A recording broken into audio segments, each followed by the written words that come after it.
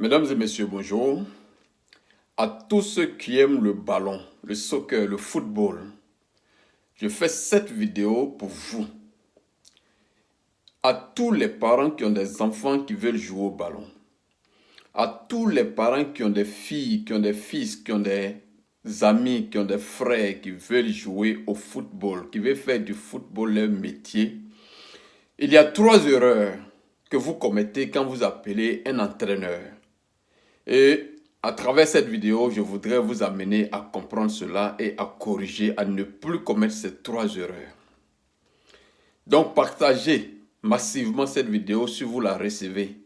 Envoyez cette vidéo à vos amis qui veulent faire du football leur métier.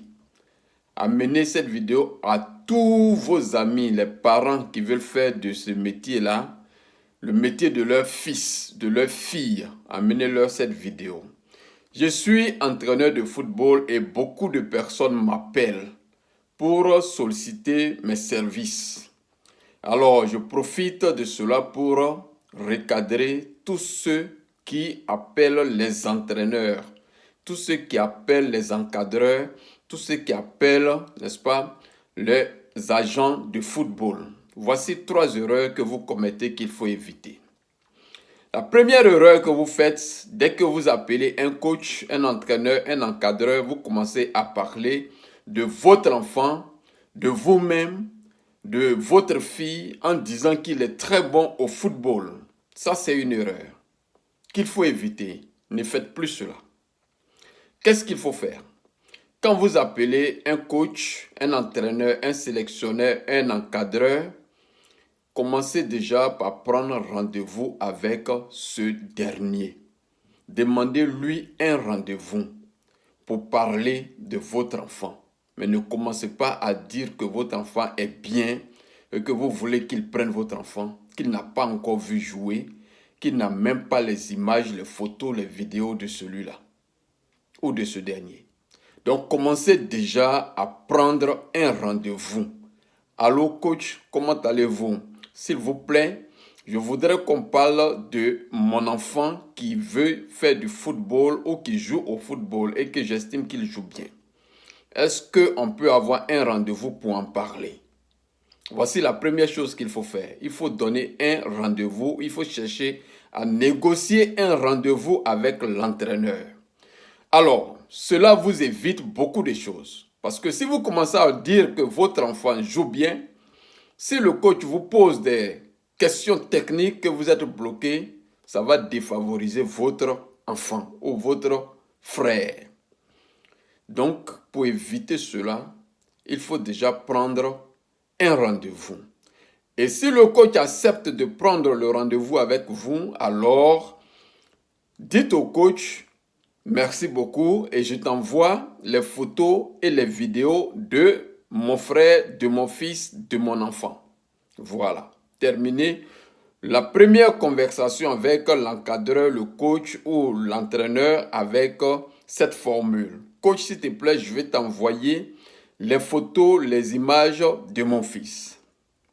Alors, après ce rendez-vous, vous prenez le temps chez vous aussi de vous apprêter parce que vous allez vous entretenir avec un connaisseur du milieu. Donc, apprêtez-vous. Comme je l'ai dit, évitez de commencer, dès que vous appelez un entraîneur, commencez à parler de votre enfant parce que vous avez des fautes que vous faites, des erreurs que vous commettez qui montrent que vous ne connaissez pas l'enfant réellement. Parce qu'on peut vous poser des questions techniques et si vous ne répondez pas correctement. Un exemple simple, on peut vous demander votre enfant joue à quel poste. Vous allez dire l'enfant peut jouer à tous les postes. Ça, c'est déjà une erreur très grave. On n'a pas besoin d'un enfant qui joue à tous les postes. Un enfant qui joue très bien est spécialisé à un poste, pour commencer. Mais c'est lorsque l'entraîneur le prend pour jouer maintenant qu'il peut le faire varier, le changer de poste. Mais quand vous commencez par « mon enfant il joue très bien, il peut jouer à tous les postes », vous avez déjà échoué. Là, on ne peut pas recruter un enfant comme ça. Parce qu'on n'a pas la place pour tout. Un enfant qui joue à tous les postes, on n'a pas la place pour lui. On a besoin d'un enfant qui peut-être joue bien en milieu défensif ou en milieu offensif ou en attaque. On a besoin d'un enfant comme ça. Et quand vous dites qu'un enfant joue à tous les postes déjà, il n'intéresse personne. Donc voici quelques erreurs techniques qu'il faut éviter. C'est pourquoi quand vous appelez un coach au premier moment, ne commencez pas par lui parler de votre enfant. Commencez par négocier un rendez-vous d'entretien avec lui. La deuxième chose qu'il faut éviter, beaucoup de parents appellent les coachs, les encadreurs, pour parler de leur enfant. Et quand vous leur demandez, ok, une vidéo, une photo de l'enfant, ils n'ont pas de vidéo, ils n'ont pas de photo, ils n'ont rien. Aujourd'hui, grâce au téléphone portable, tout le monde peut enregistrer un enfant. Et si vous êtes sérieux avec votre enfant, ça veut dire que vous allez suivre votre enfant pour aller à l'entraînement. Vous allez avoir les photos, les images de l'enfant. De sorte à ce que quand vous voulez vous entretenir avec un coach, vous pouvez lui envoyer les photos, les images, les vidéos de l'enfant. Et le coach aura une idée de l'enfant. Donc vous faites déjà l'erreur de ne pas avoir ni de photos, ni de vidéos de l'enfant dont vous parlez. Ça, c'est une erreur très grave. Alors, ne faites plus ces erreurs. Et la troisième erreur, lorsque vous enregistrez un enfant, évitez que l'enfant porte le maillot d'une équipe. Sachez-le très bien, en matière de football, toutes les équipes sont des rivales. Toutes les équipes. Alors, c'est un peu comme en Côte d'Ivoire. Si un entraîneur veut recruter un enfant pour jouer à la SEC d'Abidjan et vous lui envoyez une vidéo où l'enfant a un tricot, un maillot de l'Africa Sport, voyez un peu ce que ça fait quand vous savez la rivalité entre Africa et ASEC. Où un enfant doit aller jouer à l'ASEC et on envoie les images de l'enfant à un coach qui veut le recruter, un coach d'Africa qui veut le recruter, l'enfant est en un maillot jaune-noir de l'ASEC. Regardez déjà comment vous découragez le coach qui veut recruter l'enfant.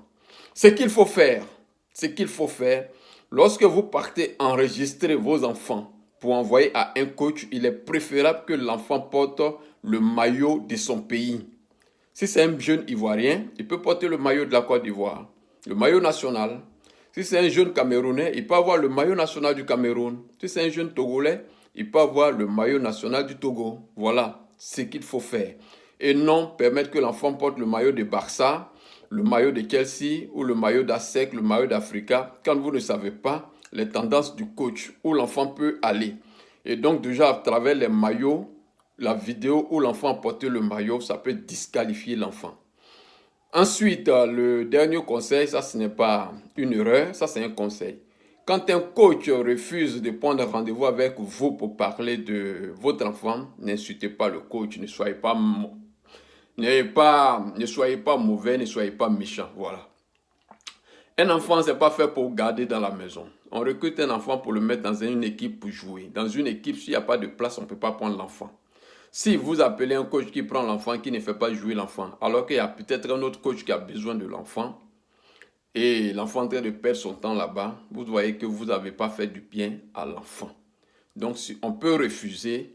Dans le monde, quand on demande un service, on peut accepter comme on peut refuser. On accepte de rendre un service quand on a la disponibilité, quand on a la place pour l'enfant. Mais quand on refuse aussi, ne prenez pas ça mal.